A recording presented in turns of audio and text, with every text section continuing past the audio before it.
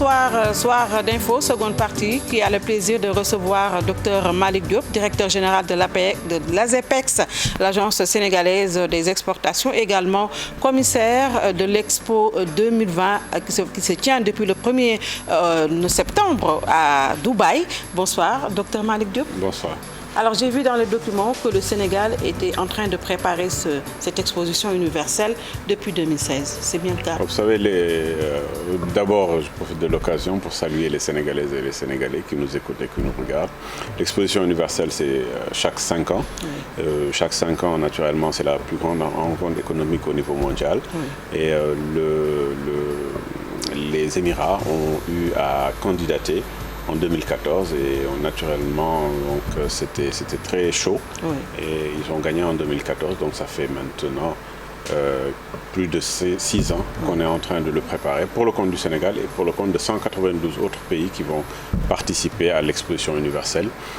L'objectif étant sur le plan économique, la relance économique, mais également échanger, connecter les esprits. Oui. Comment est-ce que déjà vous avez préparé cette exposition? Alors la préparation a commencé déjà par la construction. Naturellement, le plus important, c'est la position géographique. Ça fait partie des indicateurs de résultats dans le cadre du Bureau international des expositions.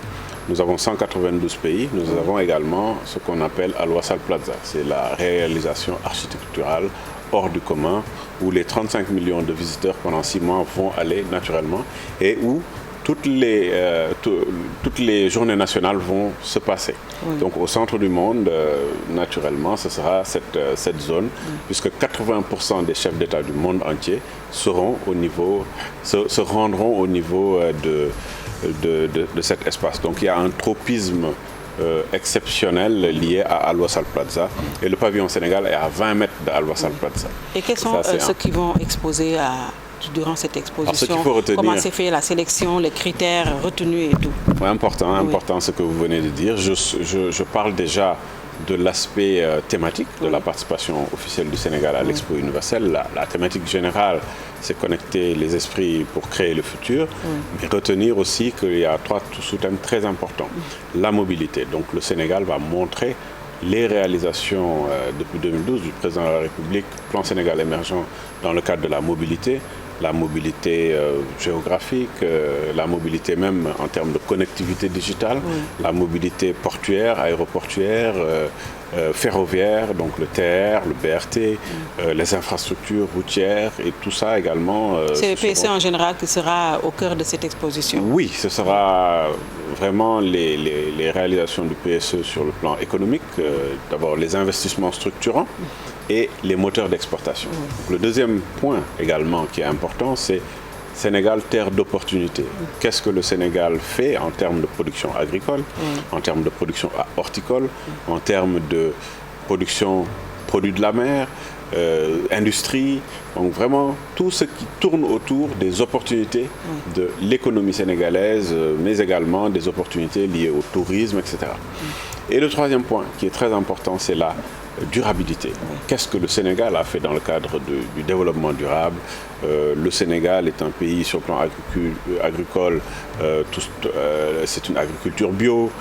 Deuxièmement, le Sénégal travaille sur la pêche durable avec le projet Bec-Elec qui est également très important. Le Sénégal également travaille beaucoup sur le mix énergétique avec des centrales que l'on retrouve au Bokhol, etc. Donc ça, le Sénégal va le montrer dans le cadre de cette exposition. Nous allons également travailler à ce que les entreprises innovantes puissent accéder à cette exposition universelle et puissent Quand vous dites échanger. Les entreprises innovantes, cela veut dire quoi? Alors, moi, je m'attendais à ce que vous me disiez que ce sont des... Est-ce qu'il y a des secteurs d'activité qui ont été choisis? Quels sont les secteurs d'activité qui ont été choisis et comment s'est fait la sélection? Oui, il ne s'agit pas de foire, parce qu'il faut que ça soit important. Bon à savoir, qu'on soit également sur le même niveau d'information. Une exposition universelle, ce n'est pas une foire, ce n'est pas un salon professionnel, c'est une exposition universelle. Donc la thématique générale, elle est importante.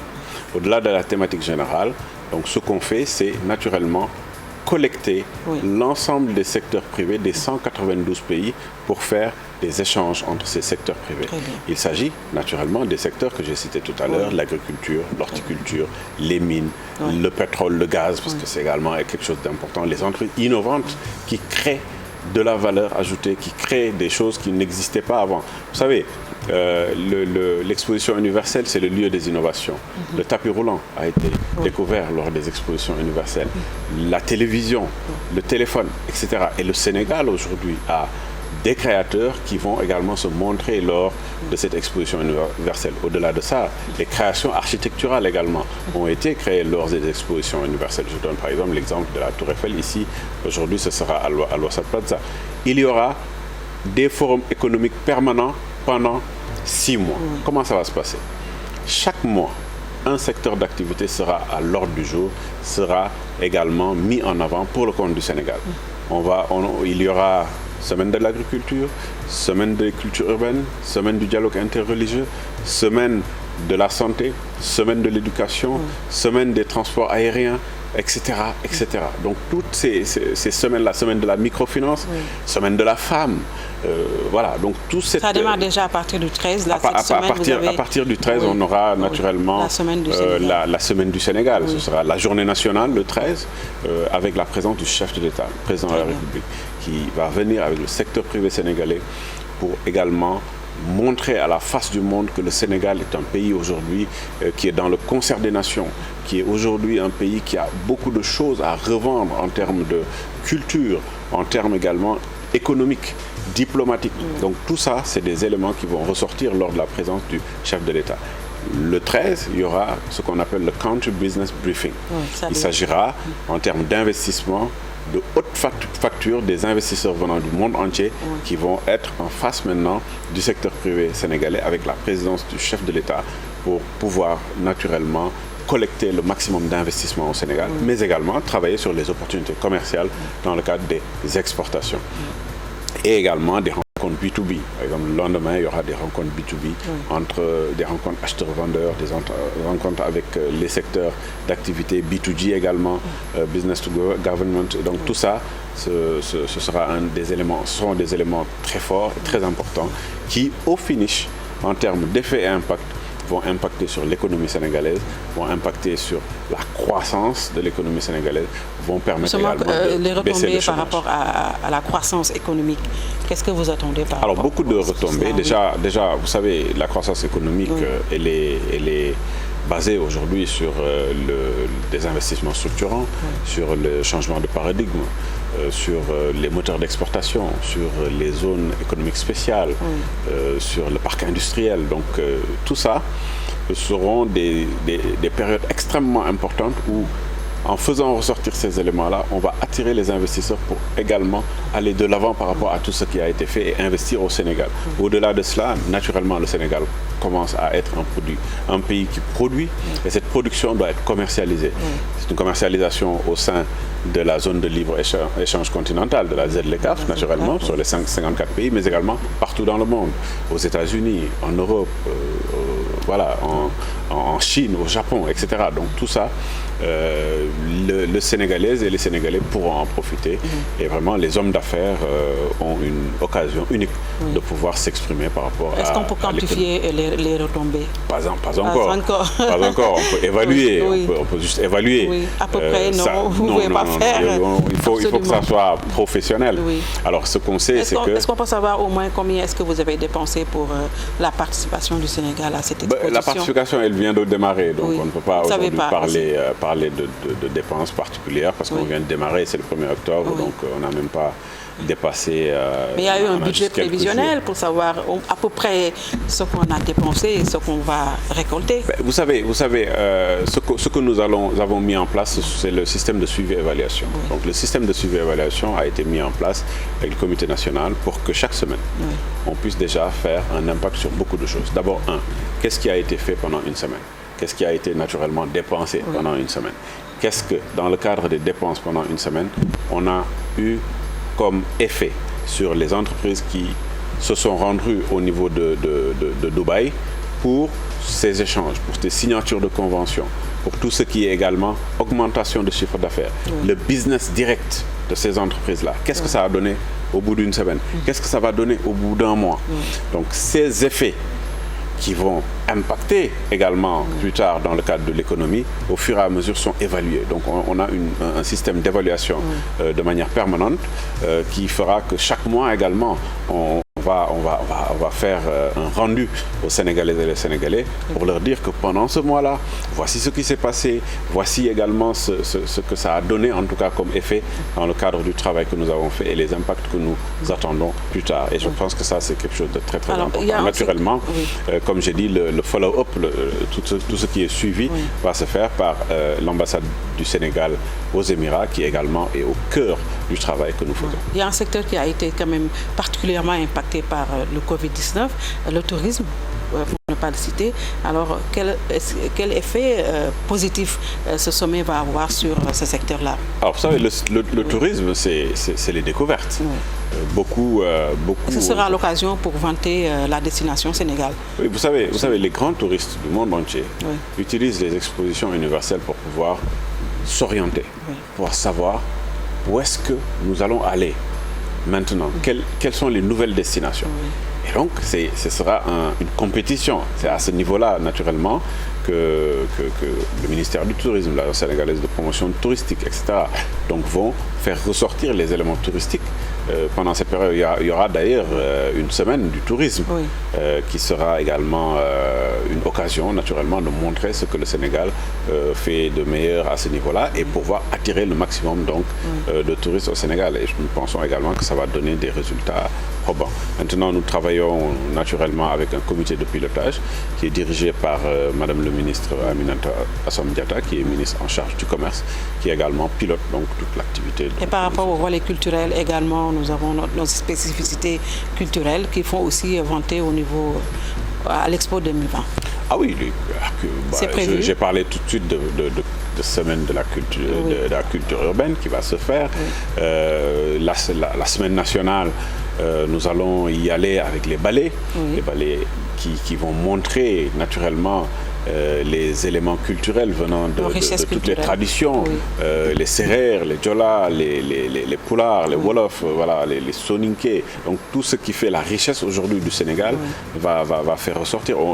Comme je disais également, on va faire tout pour faire ressortir tout ce qui est dialogue interreligieux, la particularité du Sénégal, comment aujourd'hui il y a un brassage interreligieux dans un pays comme le Sénégal. Donc ce sera également l'occasion effectivement de montrer cela, aussi bien lors de la journée nationale, lors de la semaine nationale que pendant les 6 mois. Et sur 6 mois, on sera présent à Dubaï. Ah oui, 6 mois. Du 1er octobre au 31 mars, on sera là-bas. Et comme j'ai dit, il y aura 24 semaines thématiques chaque semaine. Donc il y aura un thème qui sera traité. Et les acteurs donc, du secteur seront là-bas, vont échanger, vont signer des contrats, vont avoir rapidement des croissances soutenues de leur chiffre d'affaires. Oui. Alors, vous avez également parlé pour le Forum sur l'Afrique, a pour thème la transformation à travers le commerce. Le Forum tentera de donner une réponse de l'Afrique aux défis actuels, en particulier ceux liés à la Covid-19, et examinera le rôle de l'innovation, la collaboration et surtout le commerce dans la recherche des solutions habilitantes. Oui, vous savez, en même temps, le 13 et 14, il y aura 2 rencontres importantes pour le compte du Sénégal. Le CBB, Country Business Briefing du 13, mais également les B2B qui auront lieu le 14. En même temps, en marge de cela, donc, vous aurez également ce qu'on appelle GBF Africa. GBF Africa, c'est Global Business Africa. Donc il y aura 154 pays de la zone de libre-échange continentale. Madame le ministre du Commerce fera partie également des speakers de ce forum économique. L'objectif étant naturellement de faire ressortir en Afrique donc, tout ce qui est particularité des échanges intra-africains. Vous savez, le Sénégal est très bien avancé dans le cadre des échanges intra-africains qui tournent autour de 8,5% entre nous. Sachant qu'en Europe, c'est 75% et c'est 58% en Afrique, mais en Asie. Mais ce qu'il faut savoir, aujourd'hui, en termes d'exportation, le Sénégal a plus de 40% des parts des 1985 milliards d'exportations. Plus de 40%, ce sont des exportations vers travers les pays africains. Donc il est important, dans le cadre de la zone de libre-échange continentale, que le Sénégal puisse bien se positionner et ce sera également une très très bonne occasion. Et c'est l'hologramme du TER qui sera l'attraction au pavillon Sénégal, l'attraction phare. Vous savez, le pavillon Sénégal, seront vraiment les investissements structurants du plan Sénégal émergent depuis 2012, puis l'avènement du président Macky Sall. Donc il y a eu énormément d'investissements que nous allons montrer. La particularité effectivement du TER, c'est une particularité. L'objectif donc de l'hologramme TER, c'est d'avoir en face ce qui a été fait. C'est quoi le Sénégal aujourd'hui? Donc il y a une partie quand vous rentrez dans le pavillon Sénégal. Sauf que le TER n'a pas encore roulé, le BRT, tout ça. Vous savez, on nous avait encore donné une autre date. Le plus important dans le cadre du travail qui se fait, c'est de faire un travail de fond, de pouvoir régler un certain nombre de problèmes. Aujourd'hui, les problèmes majeurs auxquels les Sénégalais sont toujours confrontés d'ailleurs, c'est la mobilité. Ça fait partie d'un problème majeur, la mobilité. Il fallait régler ce problème de macrocéphalie dakaroise. Donc le TER et le BRT font partie de ces investissements structurants qui vont vraiment changer fondamentalement la mobilité urbaine. Et ça, quand vous avez cette expérience-là dans ce secteur d'activité, il faut échanger parce que c'est le cœur des échanges et des innovations. Il faut échanger avec les autres pays. Et c'est ça que le Sénégal va faire. Donc le fait d'échanger a montré donc aux autres pays que voici ce que le Sénégal a en termes de réalisation.